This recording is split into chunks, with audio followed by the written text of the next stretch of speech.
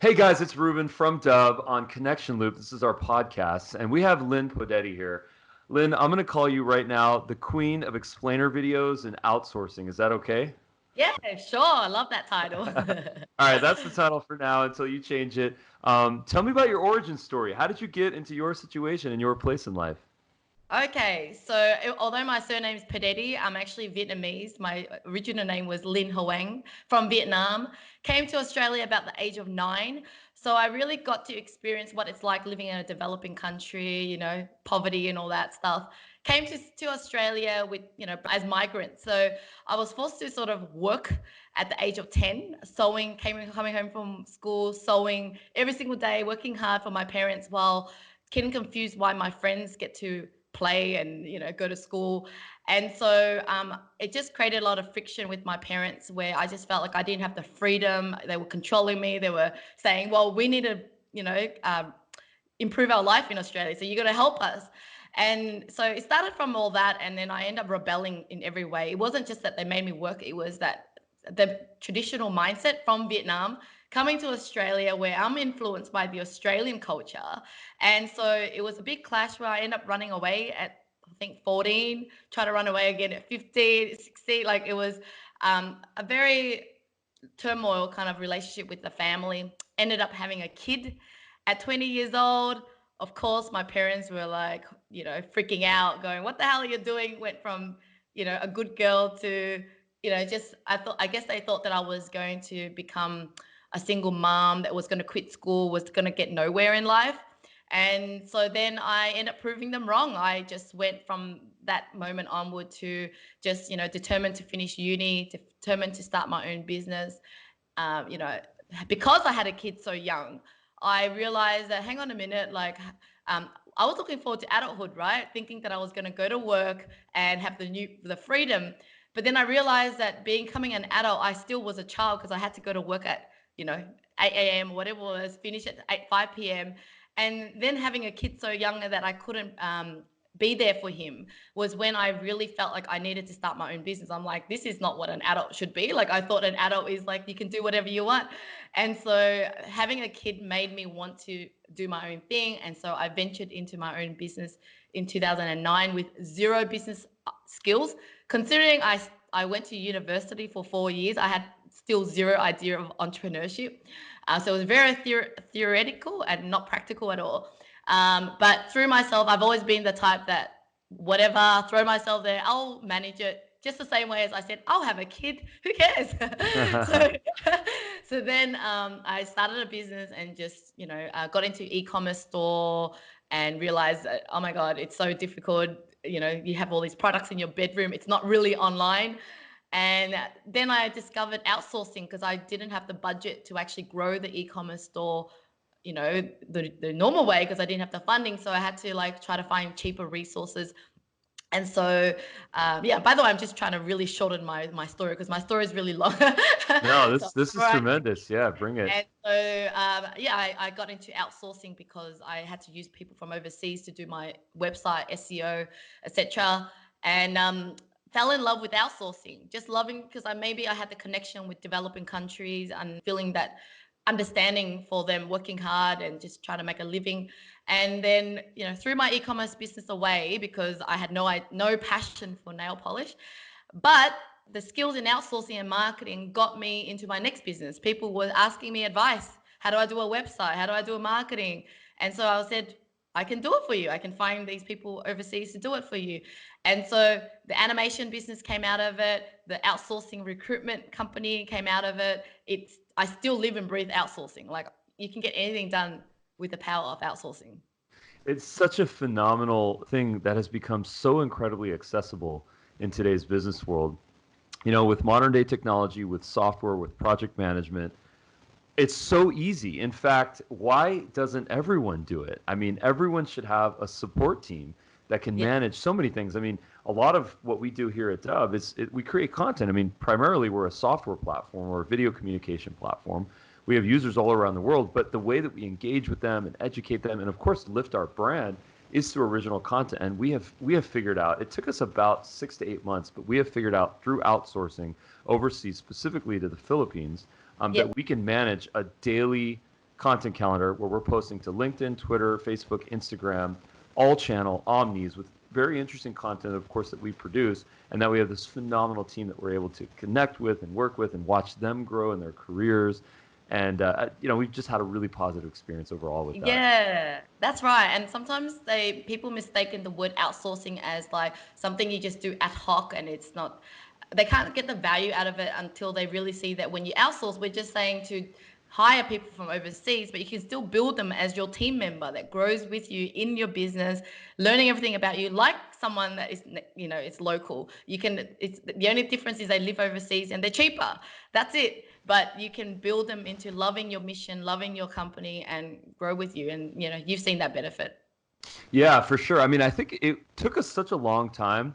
I mean, 6 months to me is a long time, I guess. Maybe I'm just impatient, but I think that what we realized that we needed to do is we needed to create a system, something that was Yes. repeatable, something that we continue to do, that had scale, that had success, and that we had systems and resources to be able to input to that, knowing that we're going to get the output. So the solution that we found was through project management. We use Asana. That's our project management tool. There's a lot of really great ones out there. There's Monday.com and there's Basecamp. There's a lot of great ones. Even some folks use kind of more minimalist tools that are directly integrated with Gmail and kind of spreadsheet driven. We found a lot of success with Asana, but really what it comes down to, though, is creating that system where we have a content calendar and we have things that are mapped out for the next 1, 2, 3, 4, 5 months. And then we can do repeatable tasks where we have our subtasks, and then everything becomes into a system. So it went from 80% of our communication was on Slack, ad hoc, improv, spontaneous. What do you think about this? Let's do this. To let's get everything pre-planned, and then let's put out the fires. Let's brainstorm. Let's workshop a little bit through kind of more of the real-time synchronous communication on Slack and Skype and whatever else. And that was just a paradigm shift for us. And now, I mean, personally speaking, I wake up and I don't get 100 messages in my inbox. I know that things are getting done, and I just have total peace of mind and clarity that there's that system, and it all a lot of it has to do with outsourcing. So yeah, definitely. And the other thing is you don't have to always wait to have all your systems set out for you to actually get help, because the thing is sometimes when I'm dabbling into something new, I know that I don't have enough time, I'm stressing out about it. So then I actually hire the VA who's got experience in that sort of area, and we learn together on the spot. So you take away this task for me, and we draft the process together as we go. We create the systems and the tracking sheet as we're both learning, because sometimes it's the fact that you think you have to be perfect and create the full thing. I mean, you will never get there as well if you're just stuck in doing the work as well. And so I find I guess the sweet spot is, getting a feel of what you're doing, then going, okay, well, let me offload parts of this job so that I could free myself up to do more strategic things, but while having that new person to develop the process, helping you and developing the process at the same time too. So that's my power advice. I mean, that is powerful. So when you provide an infrastructure, where does it stop? Where do your services stop? Are you a connector? Are you a project manager? What does it look like? What does your model look like?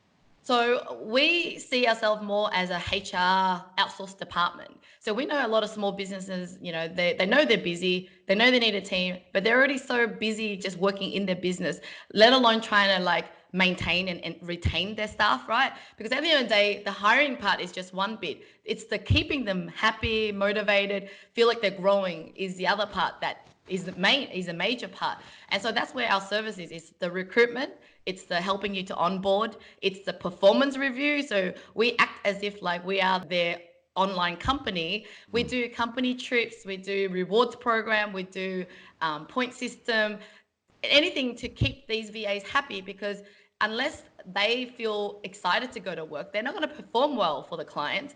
And we know that the clients don't have that, I guess, the time and the resource to actually make the work fun. I mean, if they do, that's great. But if they don't, we're there.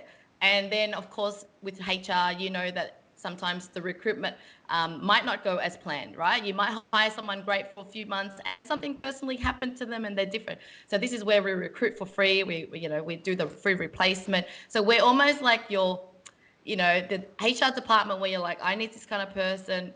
I just want to interview the best ones. Once it's interviewed, you help facilitate, set me up. As it's working well, if it doesn't, I can report to you rather than try to chase these people myself and try to figure out. We handle the payroll, we handle everything, so that you just get straight into the production. Like, know what you want, get what you want, and that's it. Wow. So I mean, this is such an important thing because based on my experience, it's a lot of work to be able to create the culture, create the HR systems, manage some sort of a flow. The whole point is to maximize your output and minimize your input, right? Yes. So the investment that's made into outsourcing, it needs to be accompanied, at least from my perspective, on the management of it so that it's Yes. sustainable, so that it sticks around. Otherwise, I presume there's a lot of churn, there's a lot of kind of a rotating door. That's a really interesting model. How did you come up with this? So was it just based on your own kind of the pain points that you were experiencing, or did you start to put Yeah. feelers out? Yeah, so I mean, like I said, I fell in love with outsourcing not because I was the best at the beginning. I made all these mistakes, hiring the cheapest person, being conned by people online. If you don't know what you're doing, you don't know. But I fell in love with it because I got better at it. And so my first business that I registered after the e-commerce business, sorry, so that was my first. It was my second registered business. It was an agency. So I basically project managed website development work or SEO or whatever else for the clients. So I was just like, I guess, liaising between the client and the staff. And so I just realized that what if I just remove myself from the equation, make it even more cost effective for the client?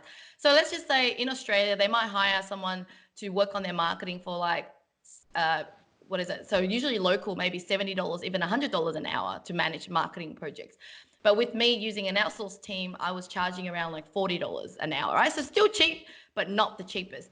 But now with my new model, it's you work directly with the overseas staff, and they're around, I'm talking about Australian dollars, by the way. It's ranging between 11 Australian dollars to maybe 20 Australian dollars for a marketer to a web developer. So I've cut down the cost, much more cheaper for you. You're dealing directly with them, but still having us to like be there with you in that more HR management role, right? Versus like project managing the actual output of the project. And so I was just trying to figure out the win-win for everybody. It's the client getting the cheaper rates, still get the good resource that I know how to hire, and cutting myself out as a project manager, freeing me up a lot more, and yeah, a lot more stress-free kind of model for me. And then, so speaking of a model, so you've kind of created your own model, which you call GROW, Guide, Recruit, Operate, and Yeah. Wholehearted. Explain that. What does that mean? Okay, so this is quite a new term we created earlier this year. So grow. I mean, it's all at the end of the day, it's all about us growing with you as a partner. We don't see ourselves as recruit this person for me and then we're done, and place that person. We wanted to grow with the partner because as they grow, we know that with success in business, you're going to keep on needing more teams. So we want to be able to grow, with you through your new strategies and new business goals. Of course, ask for recruitment. We handle the whole recruitment process. Being in business for so many years now, we've got like thousands and thousands of people in our own database. And we've, know what we're doing. So we know how to recruit the best ones so that you just interview the best two people. Saves you so much time. What did I say O was again? I forgot. You know, Operations, that's it. yeah. Operation. Yeah, so like I mentioned in terms of operation, it's like we are like your HR in your business, right? So we operate with you from the whole onboarding. We share with you systems and process that we use to execute certain work to make your life easier. And yeah, we operate with you rather than just recruit you someone and that's it.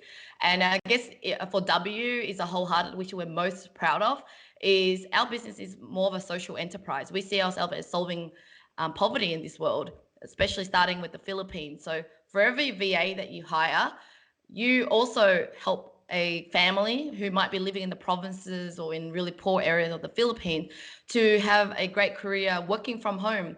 So when I came to the Philippines a few years ago, I ignorantly thought everyone lived in Manila or something. And like I just generalized everyone like, living in the city and they're quite like, mid-class upwards. And it's only when I came there did I realize a lot of my staff lived in provinces, local, really local areas. And even though they're earning a good salary, they have to look after their family as well. It's not just for their family, it's their siblings and their parents. And so just being able to give them a good paying job and staying wherever they live, and not having to move to Manila. And then to see that Manila's traffic is horrendous. Have you been to Manila? No, I have not. It takes people about 2-3 hours to get through a 10K distance. Like, I was blown away. Like, we might live somewhere 10 kilometers away, and I'll say, let's go there. And they're like, okay, it's going to take about 2 and 3 hours. I'm like, what? And so imagine people just being able to, even if they did find a job, they work in offices that will take them 2-3 hours to get to work and then from work. So that's their whole day gone. And so And you our don't get mission is paid, and you don't get paid for no, that commute. exactly. Yeah. So then our mission is to create home-based jobs for people over there. But then we also donate our the profits into charity projects. So we partner with volunteers over there, trek up the mountains where no one wants to get there. I personally have not gone there, and really appreciate the work that they do, because they literally, walk with their legs and hands, getting up to these mountains that take 4 or 5 hours. These people don't have water, clean water, don't have electricity, they don't have any of those things. And so just being able to reinvest into the communities like that is the reason for our existence, and we always empower and inspire the VAs to go, it's not enough for you to just find a good job for yourself. It's how can you help your society, your community to be better too. And so one of the other things that they do is they volunteer to teach computer skills to disadvantaged kids in some of the foundations that we partner with. So these VAs, they actually, as part of their job, they want to help their community and offer computer training, because then the next generation can become VAs. So I just see it as a solution to solving poverty, right? Because if you hand out money to people, that's not going to solve anything. But if you teach people how to work online, and the more people work online, the more the country will get wealthier. And then us Aussies and Americans will also have a better life, right? More freedom in our business, save more cost. And yeah, it's Well, a win-win for everyone. that's what it comes down to. I mean, at the end of the day, what we're all seeking is happiness. Yes. Every single choice that we're trying to make is to ultimately attain happiness, whether it's in our work or our personal life. Pain points, struggles, Yes. we're trying to overcome those. We're looking for solutions. And I think that it's really important that people make the right choices in how they set up the infrastructure of their business, what their go-to market strategy is, and what their growth plan is. One of my favorite examples of a virtual company is actually Zapier.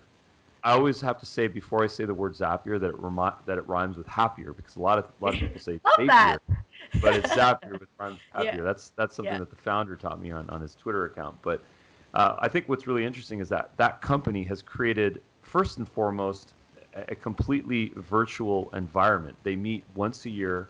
This is a retreat that they all go on, and it's all about the bonding. It's all about the building.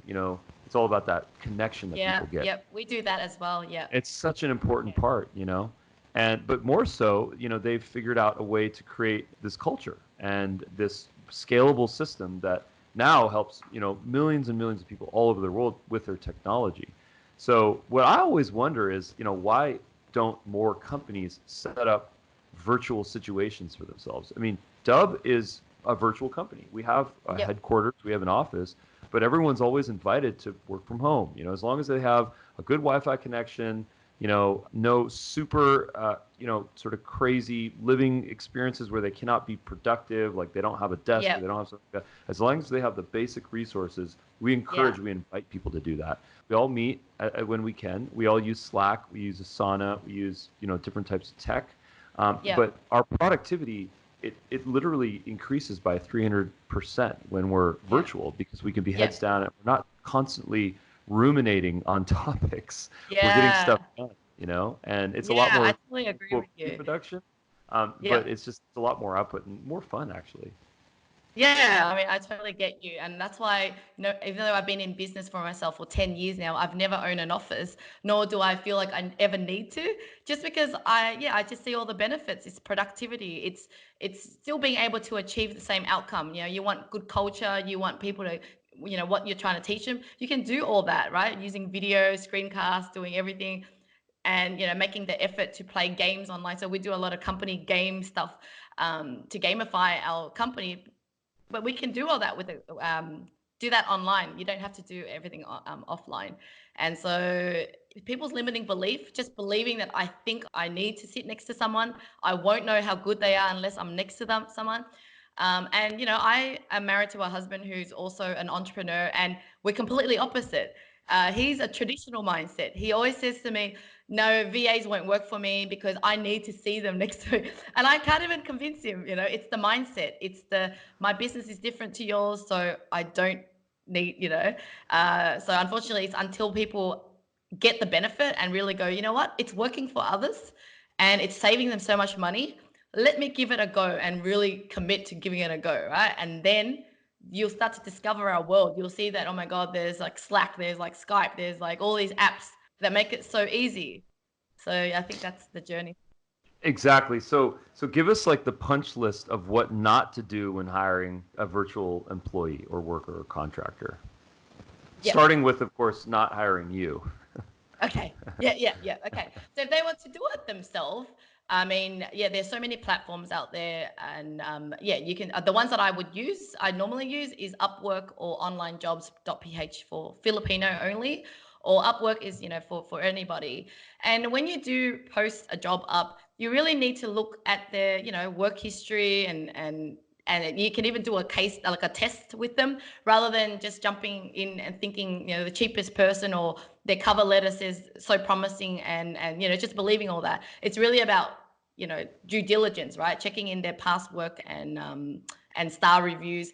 And then in the interview, I always recommend to look for not the technical skill side, but more of the soft skill side. So it's like, do I like you? Do you sound like when you meet someone, you can see that sixth sense, right? You can just feel the energy. Well, you can actually feel that in an interview as well. So feel that, like, if they say that they can do all this and this, but yet they feel off, they're most likely be off. So go for that kind of instinct more than just worrying about whether they can do a hard skill, because hard skill can always be taught. And so, yeah, that would be my feedback in terms of recruiting. It's looking for the personality that you're after. I mean, that sounds like a whole skill. I mean, that sounds like someone needs years of experience to be able to. You make it sound very easy because you have the experience, but the hiring process, and I think really understanding the nuances of hiring someone is, I mean, it's risky. Let's face it. It's kind of risky to be able to do that. So, what I have always done is that I used to use Fiverr a lot, actually. Yep. And the reason why I liked Fiverr was because I didn't know what I wanted to do necessarily. I didn't know what the output should be. Maybe it's a graphic, or maybe it's a promo video, or maybe it's a blog post. I'm just experimenting with a new medium. And that would kind of get my feet wet. But then I'd realize that, okay, well, this is a person that is just trying to, get something done very quickly. Yes. And not to disrespect anyone on Fiverr, but the quality, it wasn't always consistent. And I think that comes with the territory, because of course it's called Fiverr for a reason. It's $5 gigs. Yeah. So they're getting more expensive now, though. Oh yeah, I've noticed that. I've noticed that. They've really done a good job to have like a premium approach. And then I think on Upwork, I think that the challenges that I've faced is that you don't really know who you're speaking to. You don't know what their past work is. It's hard to interview them. You don't know how to ask the right questions to people overseas, because to your point, when we interview someone in the real world, we can feel their energy, feel their authenticity, see how good of a communicator they are. But that's not always what it's going to be like when you actually work with them. That can all change. Yeah, exactly. I mean, whether it's online or offline, you still have that chance, right? Yeah. They could really perform well on the interview because they're just very charismatic. And and then they pass the test with their exam, and whatever they do.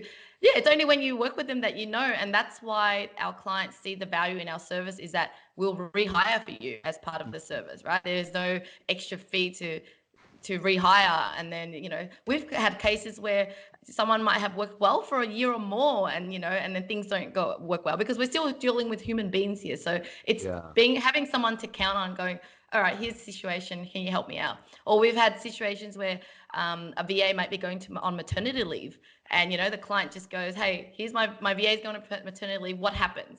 And then we propose everything. We're like, okay, would you like someone to temporarily work for you, or do you want to take a few months off, or and then we just do all that so that you just feel free from you having any HR troubles. So would you say that your service is a turnkey solution? Yes. That's cool. Yeah. Yeah. Talk to me Whatever about turnkey means, it sounds like it's like, you want a VA, you get everything. Yeah. done. It means A to Z, soup to nuts. Yep. There's so many ways to say that, I guess. But that's very Yep. cool. I totally get the model. So you wrote this article on LinkedIn called "What You Should Know About Working with Millennials," and Yes. I have the distinct privilege of working with a few millennials. I think I'm a quote unquote Gen Xer. You mentioned Coachella, just to kind of give you a little bit of frame of reference on how much of a Gen Xer I actually am. You mentioned Coachella, and I'm Coachella 1. That's What's that me. mean? Like Coachella number 1. You love Coachella? No. The first event of Coachella. Oh, you went that long ago. How long is that? Because well, the story is I didn't actually go, but I had tickets to go, and it was like one of the sad stories, which I'll share at a different time. But that's how much of a Gen Xer I am. But talk to me. So people might think that I'm young, but I'm like 36 already. Okay. And I'm still Coachellaing. Okay, So when people that's think cool. Coachella, they're like young, teeny bopper, 20 years old, right?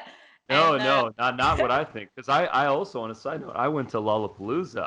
It's a funny story. I also had tickets to Lollapalooza one, but did not go because my father would not let me go.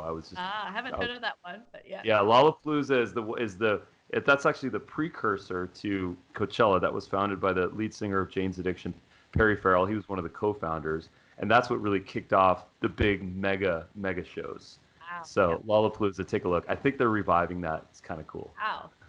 Yeah, there's so much happening in America. That's why I need to be there. Yeah, well, some say it's overrated. So, and sometimes people are saying, you know what, we're going to Canada. Yeah. I went there too. I visited the last in September. What a big difference. As soon as I land there, it really felt like Australia. Different in that it is different to America, considering it's so close. But it really reminded me of Australia. Oh, Everything yeah. about it. Well, we're all in the global village now. Yeah. All right. But so tell me about working with millennials. What does that mean to you? Why did you write this article? Yeah, so I think millennials, I don't know if I fall in that category or not, but I do act like one. I really think that Oh, you are. You based on your am age, you are. okay, I am still millennial. Okay, cool. But people are smarter now. They really want to feel happier. They're not just chasing money. They want a challenge. They want fun. They want, following a company that cares for them or cares for the planet. So that's why I really think that so especially now that I've hired local people and VAs, I see it such a powerful synergy together because my local staff are able to just focus on like high value strategic things that they feel like they can add value to the company without doing the repeated mundane tasks that will bore them. Because when a problem with boredom is, then they'll just jump ship, they'll just go to a new company, they'll ask for more pay, but it's not really money that is going to make people stick. It's really about how to keep their role interesting, exciting, value adding, and it makes them feel like they're making an impact. And of course, if they are working on higher value things, they will turn more revenue for you. Means you will be able to pay them more, which is what ultimately they want, right? Like just more money, more growth.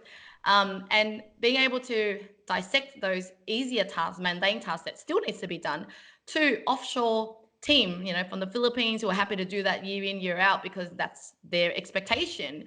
And so I've been able to keep such a great, engaged team, whether they're millennials and Australian, and they're a different kind.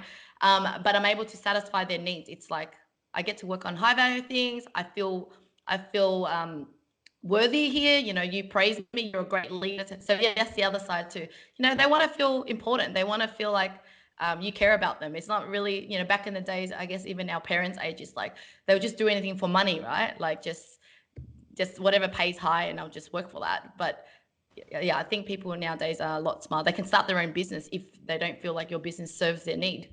So if you give them everything that they want in your business, they'll stay around. Yeah, I mean, I think retention it's one of the biggest themes right now in business because people have ADD. Is that appropriate to say? People are curious, people are looking, There's just opportunities so come much up. opportunities. So Yeah, much, yeah. Yeah, and and social media shows it looks as if it's easy to get to do all these things. So they're missing out on the backgrounds though. They're like they don't realize that years of hard work to get to wherever. So they're like wanting to jump to the easiest things. right, exactly. I mean, one of my favorite quotes on this topic is nobody cares how much you know until they know how much you care. Yeah, yeah, You know, and that's Theodore Roosevelt. And I think the reason why that's important is because it's about empathy and it's about hmm, caring and it's about really genuinely and authentically connecting to an individual and wanting to yep, see them grow on a long-term basis. I mean, yep, businesses, companies, we're all based on people. It's not based on yep, anything but that. Without people, none of this stuff would happen. I mean, that goes without saying. So I think yep, people are the most important thing hmm, to invest in, you know? So I mean, yep. I applaud you for having that type of mantra. Thank you. I guess Yeah, we're like-minded then in that area. Yeah, exactly. and Well, it's just so much more fun that way, you know, like I look back at the times when I started out, of course it was difficult, but I've never felt like I chased the money. I've always felt like I was always looking to have fun with, you know, whoever I'm working with and whatever I do, it's just choosing fun and happiness over money. You know, I let go of clients and let go of things that didn't serve me. And I'm glad I did that because then that's what's kept this long journey in a good way, right? Yeah, 10 years of fun. that's exactly the right word. So here's one for you. What is the genius quadrant? The genius quadrant. So this is where you need to work out what are the things that you do best, right? So like the things that you only you can do.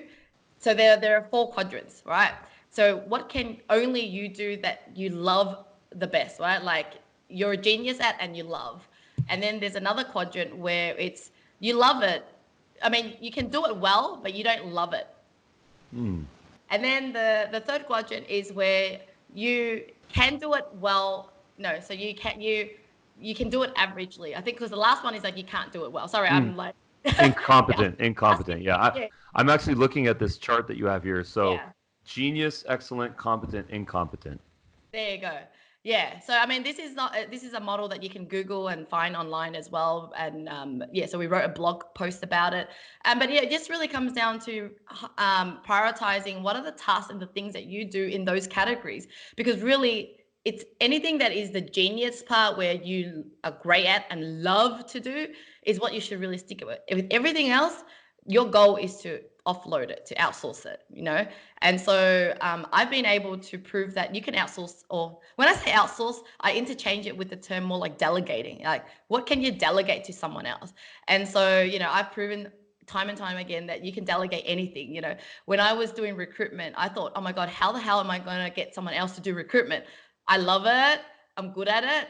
Um, and I think it takes years, like you said, oh, you know, it will take years to actually know how to recruit people. So that was my limiting mindset to going, oh my God, how the hell am I going to get someone else to do it? But you know, when you know that you need more time and you rather do some more genius things that you love to do, you know, business development and, you know, connecting with people, you just have to take away some of those tasks, which included recruitment. And so all I really did was took my VA who's been with me, you know, the longest, who I knew that had the capability to learn, not that she knew how to do it yet, she had the capability. And then just take her on my same, like my process of go, okay, sit and watch how I do it. This is what I do. Watch how I do it as if you're invisible, you know, you're a fly on the wall. And then the next time you do it, I watch you, I shadow you, and then eventually she ended up doing it herself directly, and I just couldn't believe it. And from then on, she did the same process to the next VA. So when her role got more, you know, I wanted her to work on higher level things, then she needed to offload that previous task of recruiting. And then now we've got a great recruitment team, which I didn't train. It was her that trained the recruitment team. And the recruiter's just doing such an amazing job. And so I realized that, you know, even if you think you're the best at something, think twice. You can always find someone to delegate. The only thing that I do now, to be honest, I've been able to minimize my time so efficiently now that each day it really consists of something like this podcast or creating content, right? I can't really get someone else to be Lynn for now. And then learning, right? I can't really get someone else to read a book and tell me what it is. I really need to be that person doing learning. Yeah, just working on my health. Like anything that I feel like it's only I can do, I will do. But everything else, I've been able to offload it to everyone else. Well, I mean, the key to growth is delegation. There's a lot of really interesting management and leadership books. If you look at all the great kind of minds, the geniuses of leadership, they all talk about this idea. I'm just kind of thinking about some stuff that I've read from Jack Welch actually, and if you can't delegate, then there's a problem. There's some reason. There's something that you are dealing when it comes to control. You're not able to release your control. And it might actually be fear-based. You might have a fear that it's going to fail, a fear that it's not going to be good, a fear that you're going to get exposed. But it's unfortunate that a lot of people don't realize that. And I actually, for probably 5 years of my life, I struggled with that. And I found myself, my background is in marketing, automation, and technology. That's kind of what I do.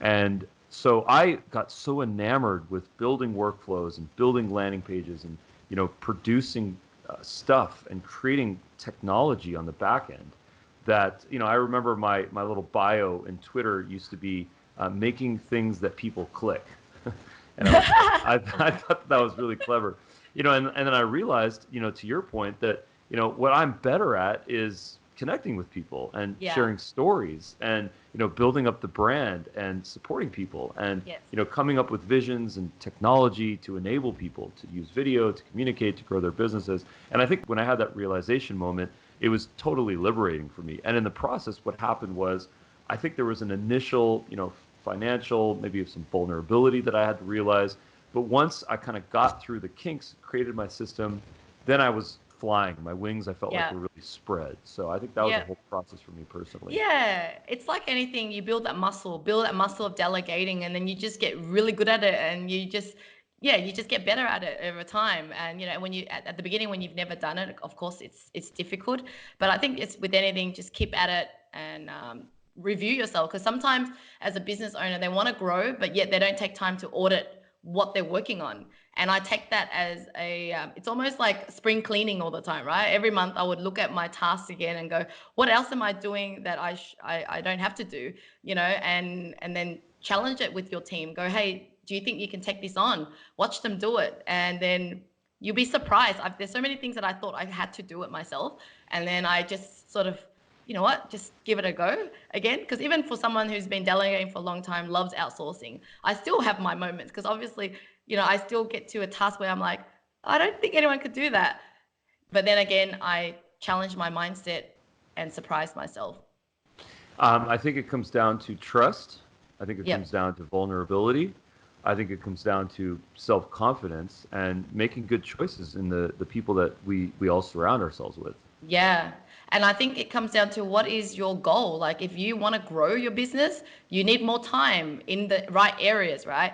I found that more of my time needs to be in business development, doing networking or being on podcasts and reading, learning, right? So if I need those hours, then I'm going to need to get those hours from somewhere.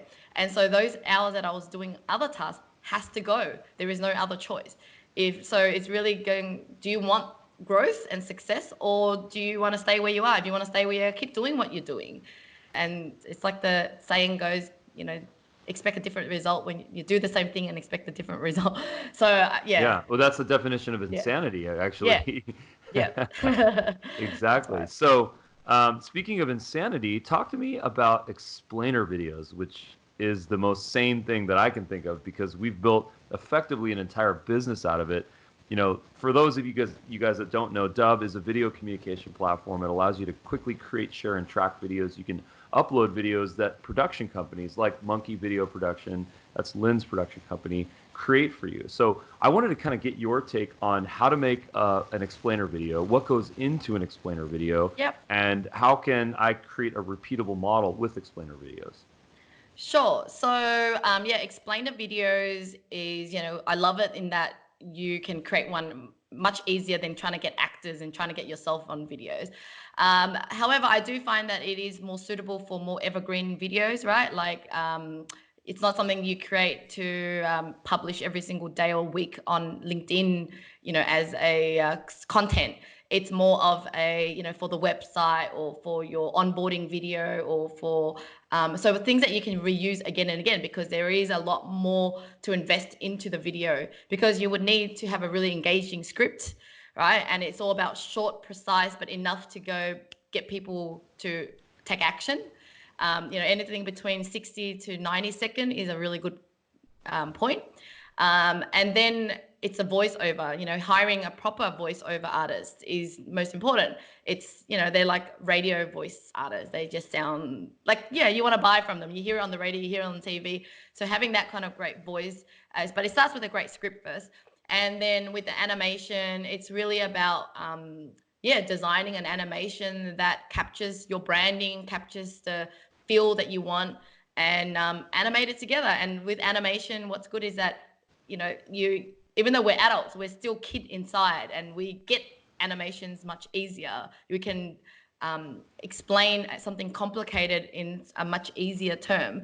And so the other thing that we've been using and experimenting with is also doing live video with some explanation, with some animation. So I have some videos on my website where, I'm explaining about my service, and it does go on for 2-3 minutes, and I don't want it to be too long and it's boring just looking at my face all the time.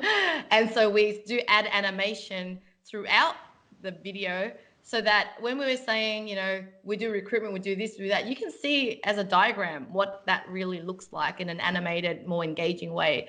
So it just makes a better evergreen video. And so I really do think that if you want a video that you're gonna reuse again, do invest in quality professional video, rather than doing it the crap amateur way.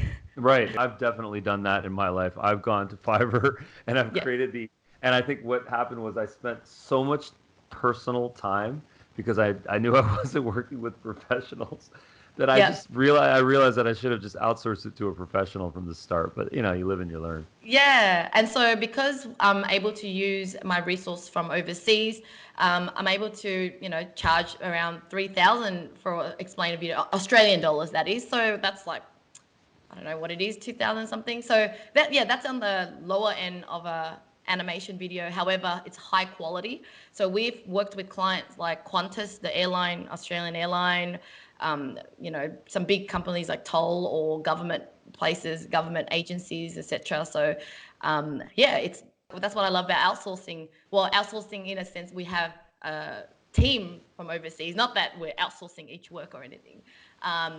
But yeah, we're able to then pass on the savings to our clients.